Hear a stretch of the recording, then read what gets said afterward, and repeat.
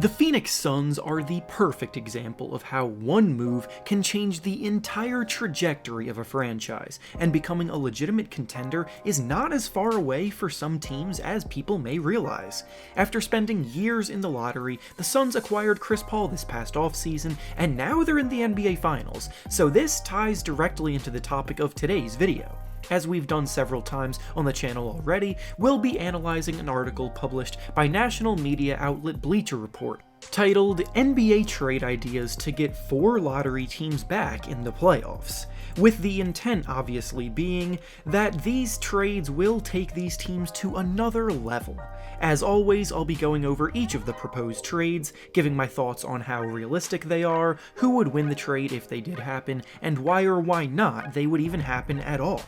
Also, if you want to go read the article itself, that will be linked down in the description of this video. Before we start though, it turns out about 61% of you watching right now aren't even subscribed to the channel, so please, if you enjoy the content, consider hitting the subscribe button, as not only does it help out a ton, but I'd also very much appreciate it. Now with that being said, let's begin.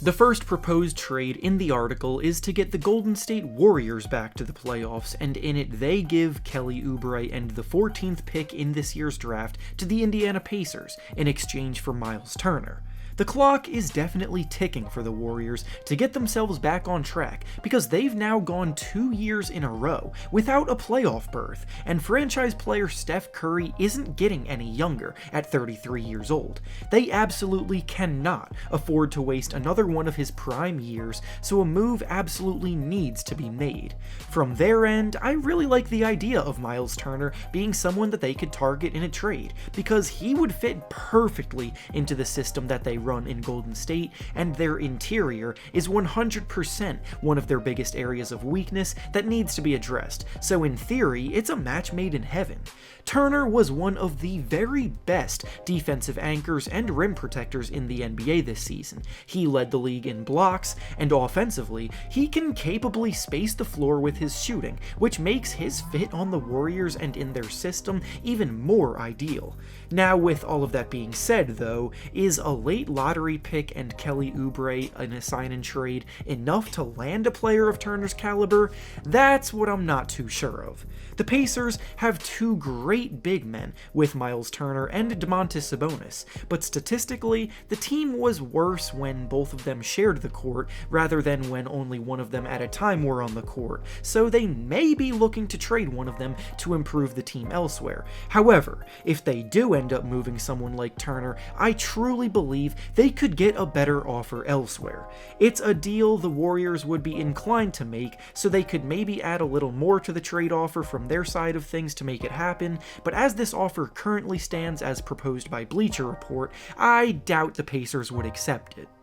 The next trade is to get the Chicago Bulls back into the playoffs, and in it they give Coby White, Tomas Satoransky, and Al-Farouq Aminu to the Oklahoma City Thunder in exchange for Kemba Walker. Kemba Walker has already been on the move once since the Celtics season came to an end, as they already traded him to the Thunder for Al Horford, but many are rightfully speculating that he's going to once again be used as trade bait before the next season begins. Kemba Walker is well past his prime, and his production is probably going to continue trending downward from here on out, as we've seen in each of the last 2 seasons, plus the fact that he's making max contract money makes him even more difficult to trade. However, despite all of that, he still does hold value as someone who can score from all 3 levels and still create his own shot better than most despite his inconsistency at times. The Bulls are fully invested in Zach LaVine, and they want to build a team around him, and while Coby White has promise,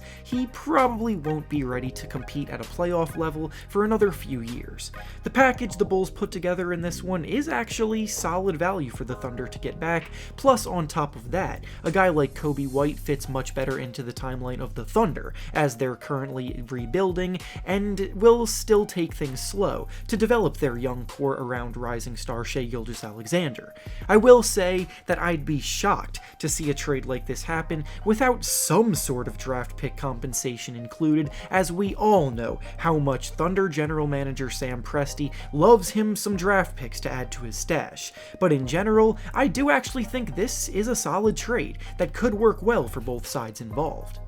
The next proposed trade in the article is for the Indiana Pacers, and in it they give Malcolm Brogdon and TJ Warren to the Portland Trailblazers in exchange for CJ McCollum.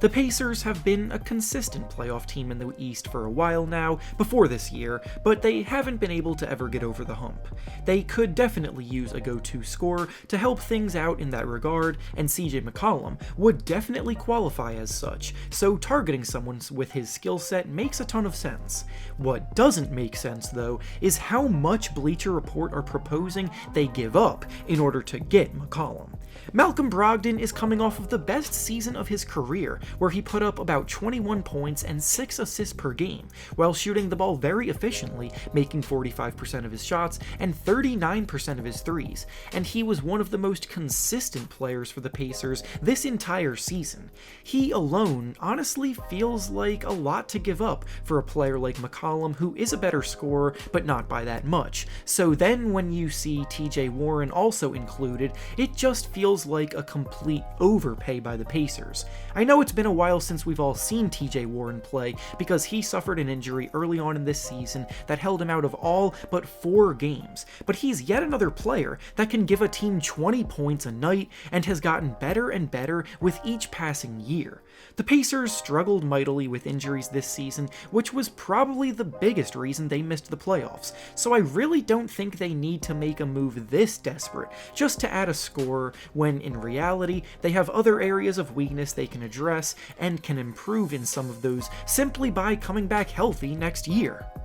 And finally, the last trade proposed in the article is for the Sacramento Kings, and in it they give Buddy Hield, Marvin Bagley, and the number 9 pick in this year's draft to the Philadelphia 76ers in exchange for Ben Simmons. So the whole world pretty much is as down on Ben Simmons as they've ever been after his scoring woes in the playoffs were on full display. But despite what anyone may say, I simply do not believe that his trade value is as low as the average fan believes. He is still an absolutely elite defender, and he brings phenomenal passing and playmaking ability, so in the right system, he can still be a vital component. The 76ers have also made it clear that they would want to bring Simmons back and work with him to get him through his shooting issues, so any trade they would be looking to make with him included would have to be for a genuine star that would help the team win right now. The Sixers are not in a situation where they can bring in young players like Marvin Bagley and a rookie because they only have a few years of prime Joel Embiid left,